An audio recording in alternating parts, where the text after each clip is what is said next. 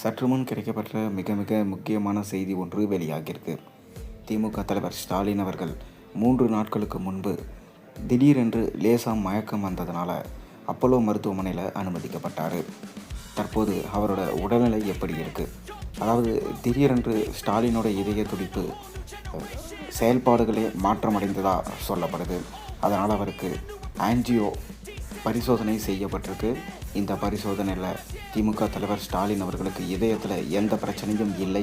அதனால் அவர் சீராக இருக்கார். மீண்டும் 2 நாட்கள் கழித்து அவரை டிஸ்சார்ஜ் செய்திருவோம். மீண்டும் அவர் தனது ஓரணியில் தமிழ்நாடு பயணத்தை தொடங்குவார் என அப்போலோ மருத்துவமனையிலிருந்து விளக்கம் தெரிவிக்கப்பட்டிருக்கு. அது மட்டும் இல்லாமல் கடந்த 2 நாட்களாக எதிர்க்கட்சி தலைவர் எடப்பாடி பழனிசாமி தனது பேச்சில் பாய் ஸ்டாலின் என்று கூறுவதை நிறுத்தியிருக்காரு. திருவாரூர் மன்னார்குடியில் பேசிய எடப்பாடி பழனிசாமி அந்த வாக்கியத்தை கூறாமல் தவிர்த்துட்டு வராரு.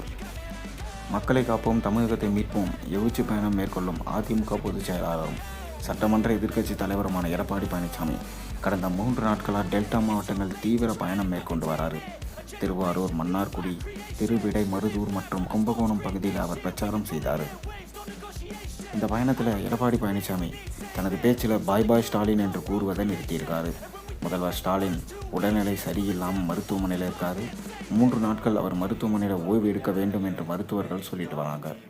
இதன் காரணமாக அவர் ஓய்வு எடுத்துட்டு வராரு. இப்படிப்பட்ட நேரத்தில் பாய் ஸ்டாலின் என்று கூறுவது சரியாக இருக்காது என்று எடப்பாடி பழனிசாமி அதை நிறுத்தியிருக்காரு. முன்னதாக மன்னார்குடி தொகுதிக்குட்பட்ட மேலராஜ வீதியில் பெருமளவு குழுமியிருந்த மக்கள் கூட்டத்திலே உரையாற்றிய இபிஎஸ், மன்னார்குடி விவசாயம் நிறைந்த பகுதி. இந்த பூமியில் வாழ்பவர்கள் விவசாயத்தை நம்பி தான் வாழ்கிறாங்க. ஆனால் விவசாய மக்களை பற்றி கவலைப்படாமல் ஹைட்ரோ கார்பன், மீத்தேன் திட்டங்களுக்கு விவசாய நிலங்களை எடுக்க ஸ்டாலின் புரிந்துணர்வு ஒப்பந்தம் போட்டார். அதிமுக அரசு அமைந்த பிறகு விவசாயிகளின் கோரிக்கை ஏற்று பாதுகாக்கப்பட்ட வேளாண் மண்டலம் கொண்டு வந்து நிலங்களை அதிமுக பாதுகாத்தது. மேலும் கஜா புயல் உள்ளிட்ட பல்வேறு புயல்களால் பயிர்கள் சேதமடைந்தது. அதற்கேற்றவாறு நிவாரணம் கொடுத்தோம். 2.5 ஏக்கர் அளவுக்கு தான் நிவாரணம் வழங்க முடியும். அதிமுக அரசில் ஏக்கரை கணக்கிடாமல் முழு நிவாரணம் வழங்கினோம். 24 மணி நேரமும் மும்முனை மின்சாரம் கொடுத்தோம். திருவாரூரில் நாங்கள் தங்கியிருந்த போது அடிக்கடி கரண்ட் கட் ஆகுது. திமுக ஆட்சி வரும்போதெல்லாம் கரண்ட் கட் ஆகுது. விவசாயிகளுக்கு உரம் சரியாக கிடைப்பதில்லை இந்த திமுக ஆட்சியில். உங்களுடன் ஸ்டாலின் என்று நோட்டீஸ் கொண்டு வராங்க. 46 திட்டங்களை 45 நாட்களில் தீர்த்து வைப்போம் என்று சொல்கிறாங்க. அப்படி என்றால் இந்த 4 ஆண்டுகளில் என்ன செஞ்சீங்க? இன்னும் 8 மாதம் தான் இருக்குது. அதற்குள்ளே எப்படி தீர்த்து வைப்பீங்க?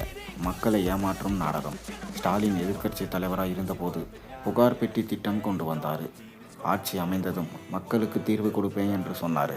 அதுக்கப்புறம் எதுக்கு இது என்று எடப்பாடி பழனிசாமி பேசியிருக்காரு. மேலும் பாய் ஸ்டாலின் என இனிமேல் பயன்படுத்த மாட்டேன். திமுக தலைவர் ஸ்டாலின் அவர்கள் உடல்நலம் சரியாகி மீண்டும் வர வேண்டும் என எடப்பாடி பழனிசாமி சொல்லியிருக்காரு. நீங்கள் எடப்பாடி பழனிசாமி சொன்னதை எப்படி பார்க்குறீங்க? உண்மையிலே ஸ்டாலின் ஹாஸ்பிட்டலில் இருக்கிறது நாடகமா இல்லை உண்மையா? உங்களுக்கு தெரிஞ்சால் மறக்காமல் கீழே கமெண்ட்டில் சொல்லுங்கள்.